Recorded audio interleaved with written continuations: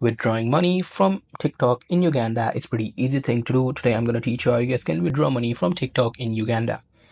So for that, you simply have to go to your TikTok application, and in your TikTok application, you have to tap on your profile. And in your profile, you have to tap on these three lines, which will open up the menu bar. Here you have to tap on setting and privacy. Now in setting and privacy, you have to tap on this balance section. Now the balance setting should pop up.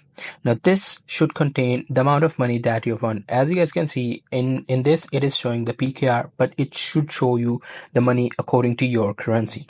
So you just simply have to tap on that, and what it will do is it will tell you that how to withdraw it. You just simply have to tap on the withdraw. In my case, I don't have any money, so if I have some money, I will tap on this withdraw. It will give me two payment options. The first one should be Pioneer, the second one should be PayPal, and you can withdraw money in any of these.